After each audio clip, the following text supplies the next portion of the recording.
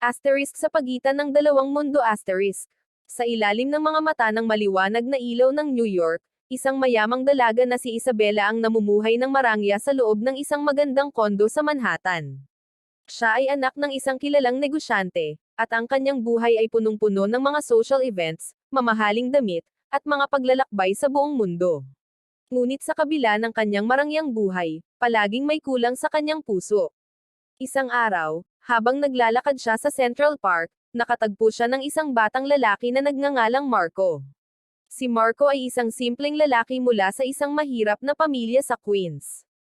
Siya ay nagtatrabaho upang matustusan ang kanyang pag-aaral at matulungan ang kanyang pamilya. Sa simpleng damit at may ngiti sa kanyang mukha, siya ay tila ibang-iba sa mga tao sa paligid ni Isabela. Napansin ni Isabela si Marco na nagpipinta ng isang tanawin ng park sa kanyang lumang sketchpad. Naakit ang kanyang puso sa talento at dedikasyon ni Marco.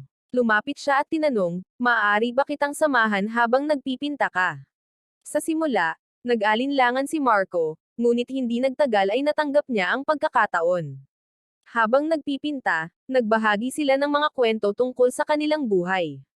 Nakilala nila ang isa't isa at nadama ang ugnayan na hindi nila inaasahan. Habang patuloy ang kanilang pagkikita sa Central Park, unti-unting nahulog ang kanilang mga puso sa isa't isa. Si Isabela ay nahulog sa pagkasensitibo at likas na talino ni Marco, samantalang si Marco naman ay naakit sa kagandahan at kabaitan ni Isabela. Ngunit, alam nilang may mga hadlang sa kanilang pag-ibig. Si Isabela ay may mga inaasahan mula sa kanyang pamilya, lalo na sa kanyang ama na nais siyang ipakasal sa isang mayamang tao. Samantalang si Marco ay tuloy ang laban sa hirap ng buhay, nagdadalawang isip kung karapat-dapat siya sa isang dalagang tulad ni Isabela. Isang gabi, nagdesisyon si Isabela na dalhin si Marco sa isang gala-event na inorganisa ng kanyang pamilya. Alam niyang magiging mahirap ang sitwasyon, ngunit nais niyang ipakita kay Marco na hindi siya nag-iisa sa laban na ito. Sa gala, nagkagulo ang mga tao nang makita si Isabela na kasama si Marco. Maraming mga tao ang nagtanong kung sino siya. Ang mga pangyaring ito ay nagbigay ng pangamba kay Marco. "Baka hindi ko kayang ipakita ang aking sarili dito," sabi niya kay Isabela. "Hindi mahalaga ang kayamanan o estado sa buhay, Marco," sagot ni Isabela. "Ang mahalaga ay kung sino tayo bilang tao." Sa kabila ng mga pagsubok, nagpasya si Marco na ipakita ang kanyang tunay na sarili. Nag-usap sila ng masinsinan at nagkaroon ng maraming tawanan at saya, ngunit sa gitna ng saya, nakaramdam si Marco ng hirap. Pinalakas niya ang loob na huwag patagilid sa kanyang mga insecurities. Ilang linggo ang lumipas, subalit patuloy ang tensyon sa kanilang relasyon. Isang gabi, nagdesisyon si Marco na lumayo. "Isabela, dapat mong ituon ang iyong sarili sa mga taong dapat mong pakasalan. Wala akong kayamanan para ipakita sa iyong pamilya," sabi niya sa kanyang mga luha. Pero si Isabela ay may iba ng plano. "Hindi ko kailangan ng kayamanan, Marco.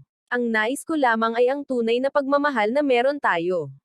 Ayokong mawala ka." Sa mga sunod-sunod na araw, nakita ni Marco ang pagbabagong naganap kay Isabela. Nagdesisyon siyang ipaglaban ang kanilang pag-ibig. Naglakas loob siyang harapin ang kanyang mga takot at nagplano na makilala ang mga magulang ni Isabela. Sa kanilang pagsasama, natutunan ng bawat isa ang halaga ng pagmamahalan, pagtanggap, at patuloy na pagsusumikap. Sa huli, naiwan nila ang mga hadlang at nagpasya na dumaan sa hirap at ginhawa ng magkasama.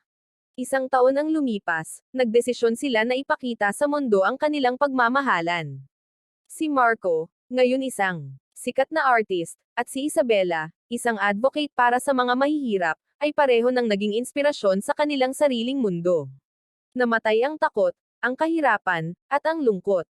Isang bagong simula para sa kanila, isang pag-ibig na mas matatag kaysa sa ginugol nilang taon, itinatag ang kanilang kwento sa ilalim ng makulay na ilaw ng New York City. At sa ilalim ng mga bituin, sabay silang bumigkas ng mga pangako sa isa't isa, hinding-hindi kita iiwan.